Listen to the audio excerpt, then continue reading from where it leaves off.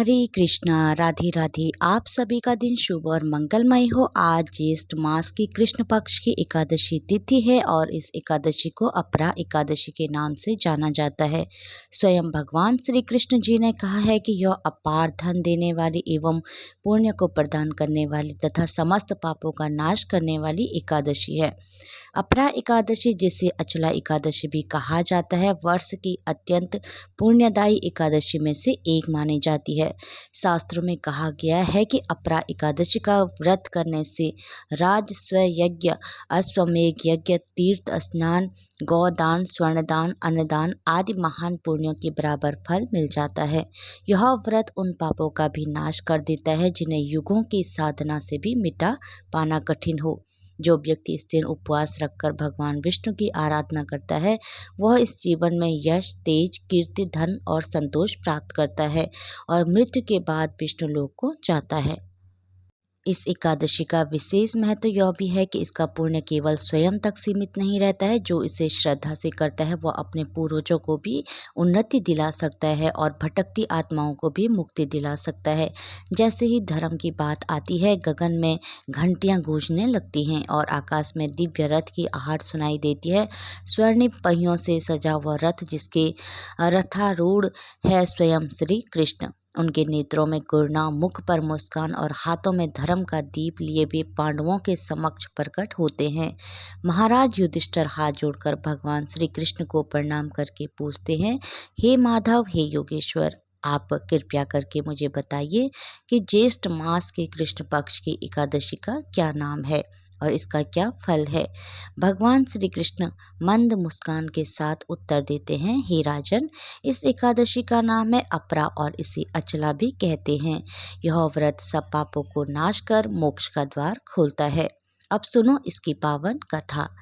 प्राचीन समय की बात है। महिध्वज नाम के एक महान राजा अपने स्वभाव के अनुरूप ही राज्य किया करते थे और सशक्त राजा के शासन में सारी प्रजा भी सुखपूर्वक रह रही थी। राजा महिध्वज का छोटा भाई वज्रध्वज क्रूर, अधर्मी और बड़ा अन्यायी था। वह अपने बड़े भाई से द्वेष और ईर्ष्या रखता था। उससे अपने बड़े भाई की परिस्थिति सही नहीं जा रही थी और इसी ईर्ष्या के चलते एक दिन उसने एक कुकर्म कर डाला। उसने अपने बड़े भाई महिध्वज की हत्या कर दी और इतना ही नहीं, उसके शव को जंगल में एक पीपल के पेड़ के नीचे गड़ा कर दबा दिया। अकाल मृत्यु के कारण वह धर्मात्मा राजा अब प्रेत योनि में पड़ गया और उसी पीपल के पेड़ पर रहकर वह अपना उत्पात मचाने लगा। एक दिन महर्षि धौम्य उधर से गुजरे। उन्होंने पेड़ पर प्रेत देखकर और अपने तपोबल से उसकी सारी कहानी जान ली और उसके उत्पात का कारण भी समझ लिया। इसके बाद ऋषि ने उस प्रेत को पीपल के पेड़ से उतारा और परलोक विद्या का उपदेश दिया। इसके अलावा ऋषि ने स्वयं ही राजा की प्रेत योनि से मुक्ति के लिए अपरा अर्थात अचला एकादशी का व्रत किया और उसे अगति से छुड़ाने के लिए अर्थात उसे प्रेत योनि से मुक्ति दिलाने के लिए व्रत के समस्त पुण्य फल को प्रेत बने राजा को अर्पित कर दिया। इस पुण्य के प्रभाव से राजा अब प्रेत योनि से मुक्त हो चुका था और अब वह ऋषि धौम्य को धन्यवाद देता हुआ दिव्य देह धारण करके पुष्पक विमान से स्वर्गलोक को चला गया। भगवान श्री कृष्ण ने धर्मराज युधिष्ठिर से कहा, हे राजन, यह मैंने लोकहित के लिए बहुत ही पावन कथा कही है। इसे पढ़ने और सुनने से मनुष्य समस्त पापों से मुक्त हो जाता है।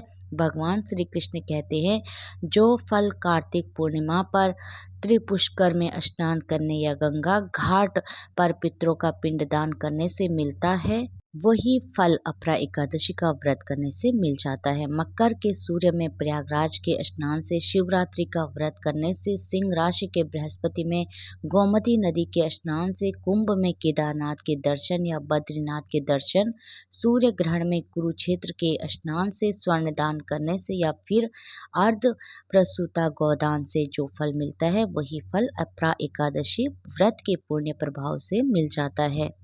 भगवान श्री कृष्ण के अनुसार अपरा एकादशी का व्रत पाप रूपी वृक्ष को काटने के लिए कुल्हाड़ी के समान है और इस एकादशी का व्रत और भगवान का पूजन करने से मनुष्य सब पापों से छूटकर अंत में वैकुंठ धाम को चला जाता है। भगवान श्री कृष्ण ने इस कथा को समाप्त करते हुए अपरा एकादशी के महत्म्य का वर्णन प्रारंभ किया।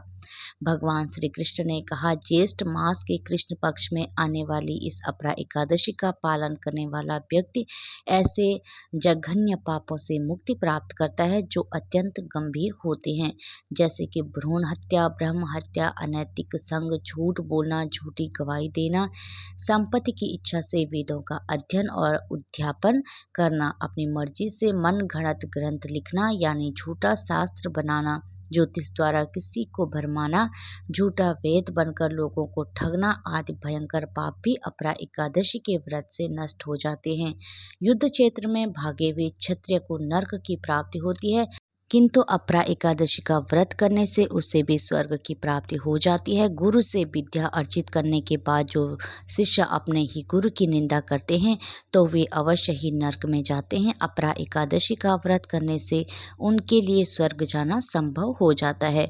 तीनों पुष्करों में स्नान करने से अथवा कार्तिक महीने में स्नान करने से या फिर गंगा के तट पर पितरों को पिंड दान करने से जो फल प्राप्त होता है वही फल अपरा एकादशी का व्रत करने से प्राप्त हो जाता है।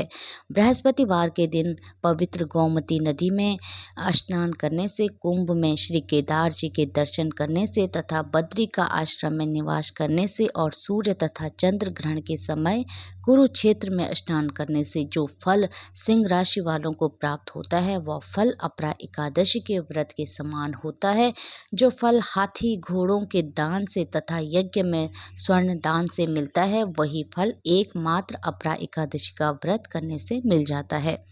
गौ तथा भूमि या स्वर्ण के दान का फल भी इसके समान होता है। पाप रूपी वृक्षों को काटने के लिए अपरा एकादशी का व्रत कुल्हाड़ी के समान है तथा पाप रूपी अंधकार को दूर करने के लिए सूर्य के समान है। इसलिए मनुष्य को इस पवित्र एकादशी का उपवास अवश्य ही रखना चाहिए, क्योंकि यह व्रत सभी व्रतों में उत्तम है। अपरा एकादशी के दिन श्रद्धा और विश्वास के साथ भगवान श्री हरि का पूजन करना चाहिए। इससे अंत में श्री विष्णु लोक की प्राप्ति होती है। भगवान श्री कृष्ण कहते हैं, हे ही दुष्टन, मैंने यह अपरा एकादशी की कथा लोकहित के लिए कही है। इसके पठन और श्रवण से सभी पाप नष्ट हो जाते हैं, जैसे ही भगवान श्री कृष्ण ने अपरा एकादशी की पावन कथा पूर्ण की।